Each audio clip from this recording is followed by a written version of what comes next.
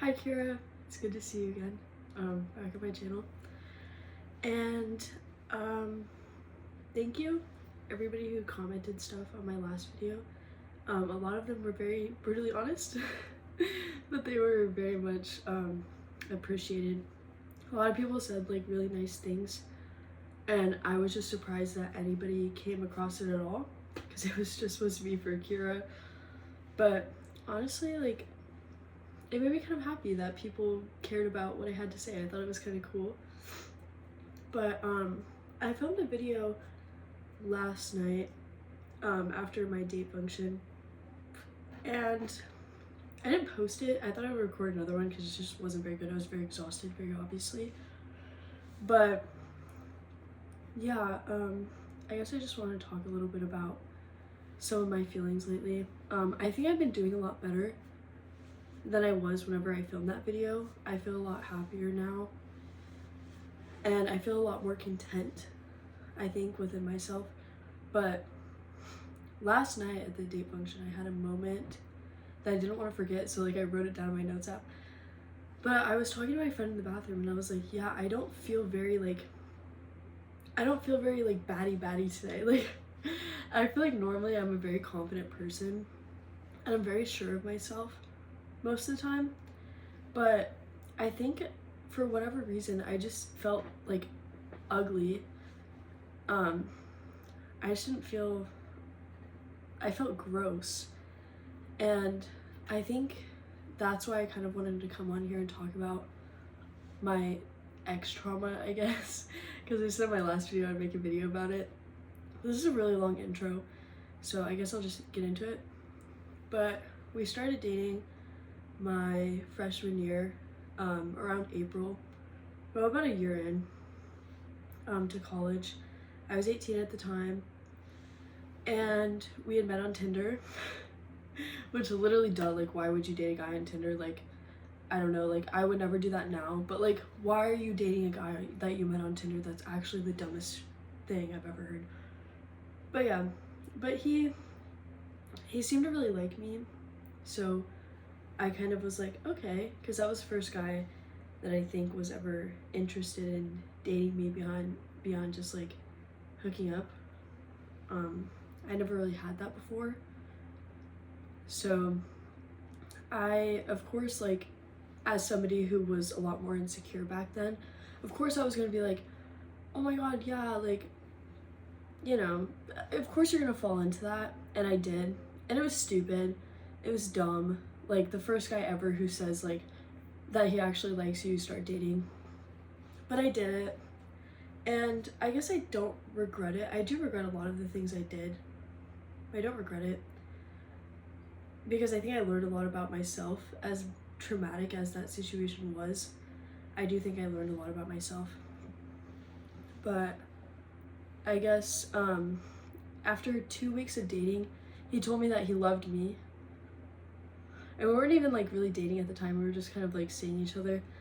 And I thought that was weird. Like, literally duh, why, like, at the time I even said something about it, and I was like, why would you say that to me? And he was just like, oh, like, I meant like I really appreciate you, like, as a person, and I really care about you. But I did think it was weird, but he's the first guy to ever say that to me, I think, like, besides like maybe my own father, who I do have problems with. I mean, it makes sense, like, it's so classic, like, girl has bad dad and then gets bad boyfriend. It's so classic, so like I hate like talking about that, but it is important. I feel like I never really was loved by men, or, you know, appreciated in that way by men ever. I just thought it was because I was unattractive or unappealing, or it was something to do with me. But that's not really the point. So yeah, he said I love you after 2 weeks, and things were going like kind of good until he asked me what my body count was, and at the time it was 7. That's like kind of like vulnerable for me to share, because I still have like trauma from sharing it with him. But at the time it was 7, which I don't think body count really matters. But he basically freaked out on me whenever he found this out, and calling me like a whore, and like just like a bunch of like terrible things, and saying like, why should I treat you special, saying like, why should I date you or give you dates if you're just another whore at FSU, which is the school I go to. And like, I don't know, he had the same body count as me, so that was like really weird hearing that, because it's like, I feel like as a woman you're told a lot that you're kind of like subhuman, and you're kind of an object. I learned that pretty much when I got to college, but hearing him say that I don't deserve to be treated kindly because I had been with other people or because of my past was really hard to hear, because he doesn't know anything about me, realistically. I think he just felt maybe insecure, so that's why he said that. And like, I guess I would understand more if he was like, oh, like, I don't really want to date somebody who has a high body count, which is still fucking weird, but I would respect that a little bit more, other than him calling me a whore, saying I don't deserve nice things or nice treatment because of my past. But that's not even the worst part. The worst part is that I continued to date him for 2 more months. And I basically, even after he said that, I begged him to still be with me. Even after he said all those horrible things to me, I was like, I felt like I had to earn him, because he put himself on this fucking pedestal. And I feel like manipulators do that a lot. Like, they put themselves on like a pedestal of like, oh, well, I'm up here and you're down here, and you have to meet my level in order to be with me, in order to like earn me. So you're just kind of constantly fighting and chasing this person in order to earn their love, but you're never gonna earn it, because they don't fucking belong to you. They only belong to themselves, and they don't care. Like, I think my dad was a very similar way, where you kind of have to like fight for their love. And if you do something bad, it's not unconditional, it's never unconditional. If you do something bad, then you're fucking done. You're cut. They don't care about you anymore because you're not doing exactly what they want you to be doing, or you break the image of the version they had of you in their head. But yeah, so I guess I was just really insecure at the time, so I continued dating him. Probably, I think like for 2 more months we dated. So we dated over the summer a little bit too, because we like left school, whatever, we went our separate ways. And he was like, I was like, I don't know if I really want to date over the summer, because you know, we live very far away. He lives like 8 hours away from me. He was like, no, like, I'll come and drive to see you, like, don't like let go of me, like, I'll come drive to see you anytime you want, like, you know, all this stuff. Like, they lie because they want to own you. It's that kind of thing. So I did continue to date him, and we would call occasionally. I would ask to call him like probably 3 times a week. He never asked to call me. He never texted me, really. I didn't feel like his girlfriend pretty much ever. And that was really hard, because this person is telling me that they love me, and I'm just believing them, but they don't act like it. And he was my first boyfriend, so I guess, you know, take that as you will. But you know, if somebody tells you that they love you, you're gonna believe it. So I just took it, and I was like, oh, well, maybe he's busy, or maybe, you know, he's having a hard time, so let me give him space, whatever. Because like, I wanted him to stay with me. I wanted to feel like I earned his love. So I just did whatever he asked of me, pretty much.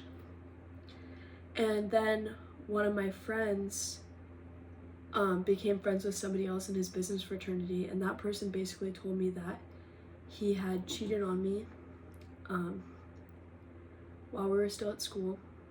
And that broke me, because I did everything for him, and he just didn't care at all. Like, I did so much for him, it was insane.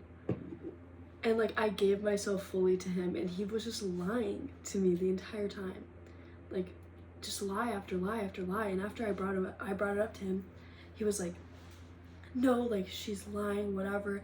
I talked to her before we even met, you know, because like, they want you to believe their version of reality. And like he was just saying like she just doesn't want us to be together, all this stuff. And like I was just so stupid, like I was so dumb that I just believed it. And I was like, yeah, like you're fucking right, dude. Like they don't want us to be together.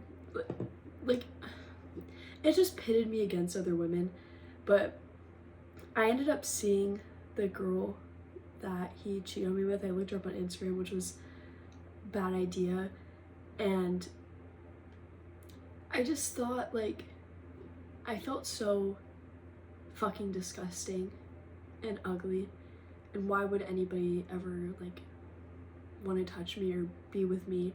Because there's more attractive people out there, and, like, you know, nobody would, it's not possible that anybody could love me for me.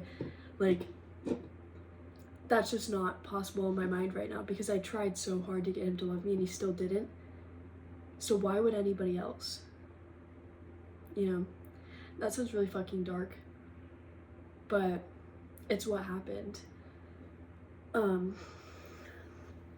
So yeah, I don't think, like, looking back on it, I don't think she's more like attractive than me or better than me. And like I don't want to like hate on people who are better than me, because there are obviously loads of women who are more attractive or better personalities or whatever. Like, so I'm not gonna hate on other women for being better than me, but at the time I felt really fucking disgusting, and I still do. And that brought me back to the bathroom, where I just had a moment of insecurity, and I thought back to, you know, every time my ex-boyfriend cheated on me, because he did it multiple times. He had another girlfriend while we were together, which was super cute, because he posted her on his private story that I was still on. And yeah, that was really fucking hard. I'm sure anybody who's been cheated on feels that way, or a lot of people at least. I wish I could be like, oh, I like didn't even care, like I just knew it was over, like I knew I had to break up with him. No, I was fucking sad. And even then I was still like, why don't you love me? It doesn't make any sense. Like I was begging him for answers, and he, like, these people just can't give you closure.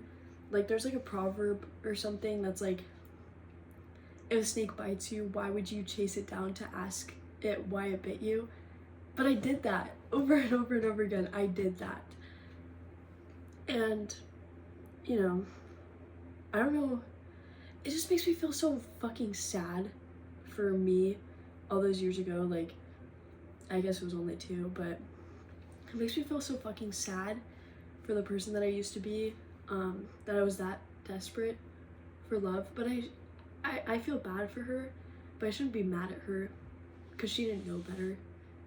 But I should have asked more questions. I should have investigated. And if your boyfriend is saying stuff like, oh, she's just a friend, like, oh, we're like family, fucking ask questions and investigate that, because I didn't, and then I got played like a fucking fool over and over again. I mean, I don't think all men are like that, but I think some of them do lie. And if your boyfriend has a pattern, fucking investigate it and look into it, because you will look like an idiot. Okay? I look so fucking dumb. And then I looked even more dumb when we ended up getting back together, like when I talked about in my last video. Like, I don't know, it just breaks my heart. Like, what the fuck was I doing? You know, I think it just shows like the kind of grip somebody can have on you for so long, because he did have that on me. And it was, a lot of the things were emotional abuse and sometimes physical with him. Just like the lying and trying to gaslight me. And I hate using the term gaslight, because it's like, it's so overplayed. And I also hate saying the word abuse, because it feels so heavy. But at the end of the day, that's what it was. you know, I think it's time to admit that. I just hate saying it. Because it's so much easier to say, oh, like, I went back to my toxic ex, or we were really toxic together, rather than like, he abused me and now I'm going back to him, because that looks even fucking worse. But I don't know, it's just hard, and I'm still dealing with that, because even now when I talk to other guys, I try my best not to like project things onto them, but it's hard for me not to be like, to kind of be withdrawn from somebody if they do something like, oh, I'm hanging out with this girl alone and like she's just a friend, but it's hard for me not to be like, okay, so you're cheating, or like, oh, I'm going to this party like with my friends, like you can't come, okay, so you're cheating. Like, I don't know, and that's so dumb. Like, I shouldn't be like that. I never accused them of cheating, but I would just think it in my mind, and I would tear myself into pieces, like, trying to guess what they were doing, or what was going on at those fucking parties, or whatever. Like, I would just tear myself apart by having that happen. And it's, like, sad, because I don't know how to be alone. I'm trying to be alone, but it's fucking hard to be on your own without somebody, especially when you haven't been alone for so long, kind of like what I talked about in my last video. Now that he's gone, and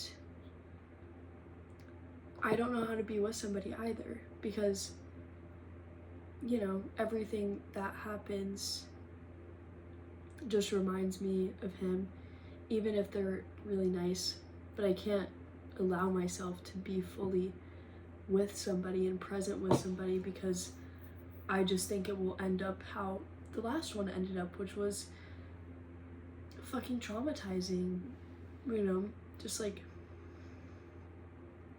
the manipulation and everything. And the worst story was probably, I drove 8 hours to see him.